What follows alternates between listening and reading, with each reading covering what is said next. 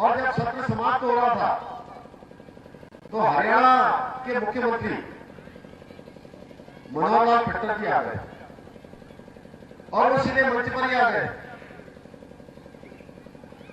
तो मेरे से बोले कि आप इतनी जल्दी में क्यों है? मैंने कहा वहां चुनाव चल रहा है और आज बहुत सारे कार्यक्रम लगे हुए हैं। तो बोले भाई कोई सामान्य चुनाव थोड़ी ना हो रहा हो, वो चुनाव तो विधायक और मुख्यमंत्री का चुनाव हो रहा है। तो उनका संदेश था, मुझे लगा कि वो इशारे में मुझे कहना चाह रहे थे कि आप चंपावत क्षेत्र में अपने विधानसभा क्षेत्र में लोगों के पास आशीर्वाद लेने जाओगे तो उनको कहना है कि ये मुख्यमंत्री का चुनाव हो रहा है, आप लोग सीधे सीधे मुख्यमंत्री बना रहे हैं, आपके वोट से मुख्यमंत्री बनने वाला है। ठीक है, मैं डालता हूं। तो मैं आपसे आपका मत, आपका आशीर्वाद, आपका समर्थन मांगने के लिए आया हूं। अभी जैसा राम सिंह खेड़ा जी कह रहे थे कि सब कह रहे जहां जा रहे हैं हम लोग की जीत रहे, एक तरफा जीत रहे, कोई पार्टी सामने नहीं है। लेकिन आप लोगों ने सुना होगा जब ऐसा होता है तो कई बार लापरवाही भी हो जाती है। और इस विधानसभा का चुनाव जैसा भाई राम सिंह खेड़ा जी मंच पर इन्होंने भी मुझे कहा था कि भाई साहब लिख के देंगे कैसे, आपके बाद ये लिख के देंगे, और आपने तो लिख के नहीं दिया। आपने यहाँ से बोला, इन्होंने अपने लेटर पैड पर लिख के दिया राष्ट्रीय अध्यक्ष को, हम चाहते हैं कि हमारे यहाँ से विधानसभा का चुनाव हो। मैं इनका धन्यवाद देना चाहता हूँ। और इनके साथ साथ बहुत सारे विधायक भाई हुए, हमारी पार्टी वालों ने भी और हमारी पार्टी के अलावा दूसरी पार्टी वालों ने, उन सभी का मैं धन्यवाद देना चाहता हूँ कि उन्होंने अपनी शुभेच्छा, उन्होंने अपना प्रस्ताव मुझे दिया, मेरे प्रति अपनी शुभकामनाएं दी। लेकिन इसमें कैलाशदा में पहले दिन जब परिणाम आ रहा था, उसी समय इन्होंने कह दिया था कि मैं अपनी सीट पुष्कर सिंह धामी के लिए खाली करूंगा। और उसके बाद इन्होंने विधानसभा भी नहीं गए, विधानसभा भी नहीं गए और वापस लौट के ना इधर को आए, टनकपुर की तरफ आए, ये देहरादून में ही बैठ गए, मेरे से मिलने भी नहीं आते। और मैं पूर्णागिरी मां की कसम खा के कह रहा हूं आपसे, गुलजू की कसम खा के कह रहा हूं कि इन्होंने मेरे से बात भी नहीं करी। कोई सोच रहा होगा कि मैंने इनसे कहा कि आप ऐसा स्टेटमेंट दे दो, इन्होंने मेरे से बात भी नहीं करी। और कितने दिन हो गए पता नहीं, मेरे ख्याल से चुनाव परिणाम के 5-6 दिनों तक भी इन्होंने कोई बात नहीं करी, ना इन्होंने बात करी ना मैंने इनसे बात करी। एक दिन में रात में आ गए, बाद में जब मेरी शपथ सब हो गई तो ये आए रात में, विधानसभा का सत्र लगने वाला था, सब विधायकों की शपथ होने वाली। मैंने कहा आप विधानसभा नहीं जाओगे क्या?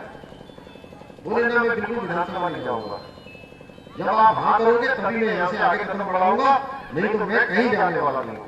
मैंने कहा जाओ, पहले विधानसभा की सदस्यता तो तभी होगी जब आप शपथ लोगे। फिर ये मेरे कहने से ये जो है शपथ, विधायक की शपथ लेने के लिए विधानसभा में गए और इनके प्रस्ताव को, इनका जो प्रस्ताव आया था उस प्रस्ताव में चूंकि मैं भी चाहता था, राम सिंह भाई ऐसा नहीं है मैं सारे क्षेत्र वाले लोगों को जो है उतना ही जो है वो करता हूँ, लेकिन हाँ ये जरूर है कि मैंने पहले कहा कि बचपन से लेकर हम लोग यहाँ पर ये चलती के क्षेत्र में, सुखी डांग में, अमोड़ी में, यहाँ आसपास में, टनकपुर बनसा तो यहाँ का हमारा लोकल का ही है। उधर से आते हो चाहे नवागढ़ हो चाहे चंपावत हो, ये हमारे लिए कोई अलग नहीं था, मेरे लिए कोई अलग नहीं था। हाँ ये जरूर था कि मैं आपके क्षेत्र में आता तो मुझे ये होता कि मुझे अपने कहता राष्ट्रीय भाई थोड़ा मुझे बताओ ये कौन सा क्षेत्र है, इधर कौन सा क्षेत्र है। हालांकि मैं आपके क्षेत्र में 4 बार आता हूँ, जब से मुख्यमंत्री बनने के बाद, उससे पहले तो बहुत बार आया मैं तो। लेकिन इस क्षेत्र में मैं कैलाशदा से पहले से कहता रहता था कि वहां रणमोची मैया का मंदिर है पीछे हमारा, उधर बूंद है। मैं कहता था इधर जो है ये टनकपुर का जो हमारा इंजीनियरिंग कॉलेज है, ये इंजीनियरिंग कॉलेज में और ट्रेड बढ़ाने हैं, आप इसकी नियमित रूप से समीक्षा करते रहिएगा, आप सारे अधिकारियों को बुलाते रहिएगा। हमने यहाँ पर मैंने कहा कि अमोड़ी में जो है लंबे समय से यह मांग थी। इस बार जब ये हुआ कि मुझे आप सबके बीच में आना है, तो मैं सब लिखने लगा, तो मुझे ध्यान आया कि अमोड़ी में स्वास्थ्य केंद्र भी होना चाहिए। इन्होंने पहले कहा था, तो हम लोग ने अमोड़ी में स्वास्थ्य केंद्र बनाने की योजना की। ऐसे अनेकों कार्य अभी हमारे यहाँ पर हम चाहते हैं पूरा ये क्षेत्र एक पर्यटन सर्किट के रूप में जो है बने। लोग जो है जो पूर्णागिरी दर्शन करने आते हैं, पूर्णागिरी से जो है हमारे रणकोटी मैया को आए, गोरखनाथ की तरफ आए, गोरखनाथ से हमारे जो है हिंगला देवी जाए, हिंगला देवी से हमारे जो है उधर क्या नाम बाराही जाए, माँ बाराही के वहां से जो है बाबा बयानधुरा की तरफ जाए, बयानधुरा से लौट कर वापस आए तो ये हमारे अमोड़ी से, चलती से, सुखी ढांग से इस क्षेत्र में घूमते हुए जाए।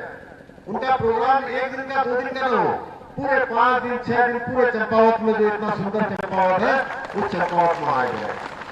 यहाँ पर एक राई भावर का एक क्षेत्र है, ये चलती हुई जो है भावर हुआ, भावर ही हुआ, ये भावर ही हुआ, घाटी हुई भावर हुआ। नमस्कार, चौपाल में आपका स्वागत है। मैं हूं अनुपा। वाराणसी की जिला जज की अदालत में ज्ञानवापी मामले पर सुनवाई शुरू हो चुकी है। अदालत ने अपना फैसला रिजर्व रखा है। अब कल इस पूरे मसले पर अदालत अपने फैसले को सुनाएगी और जो प्रार्थना पत्र है उसमें अब इस केस को आगे कैसे ले जाया जाए, कौन सी तारीख पर सुनवाई हो, इन तमाम बिंदुओं पर अदालत इन चीजों को साफ करती हुई दिखाई देगी। जज अजय कृष्ण विश्वेश की अदालत में ये पूरा मामला अब चल रहा है, क्योंकि जिस तरीके से सुप्रीम कोर्ट ने निर्देश दिया था उसके बाद आज 23 तारीख को इस पूरे मामले पर सुनवाई शुरू हुई है। हमारे साथ बातचीत करने के लिए वाराणसी के लोग भी हैं, तमाम अधिवक्ता मौजूद हैं जो सुनवाई के वक्त अदालत परिसर में मौजूद थे। सर, किस तरीके से आज सुनवाई हुई है और किस किस बिंदुओं को रखा गया है? माननीय उच्चतम न्यायालय के आदेश से ऑर्डर 7 रूल 11 मतलब मुकदमे की पोषणीयता पर सुनवाई होनी थी।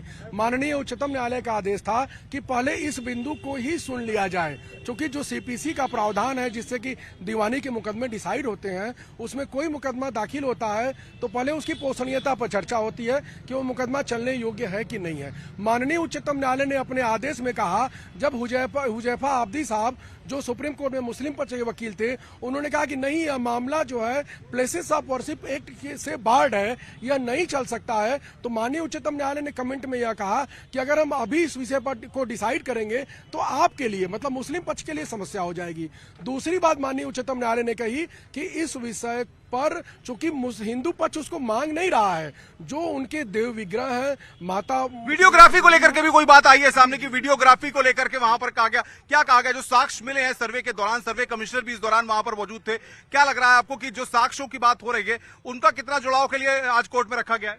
कुल मिलाकर के प्रत्यक्षम किम प्रमाणम, पूरा कोई भी एक साधारण सा भी व्यक्ति वहां जाकर के और देखेगा तो वो मंदिर तोड़ करके मस्जिद बनाया गया है, यह सभी लोग जानते हैं, सर्वविदित है। और अब हमें मंदिर चाहिए और माननीय न्यायालय से निवेदन है कि वो शिवलिंग भी मिल गया है, अब हमें पूजा करने का अवसर प्रदान करें।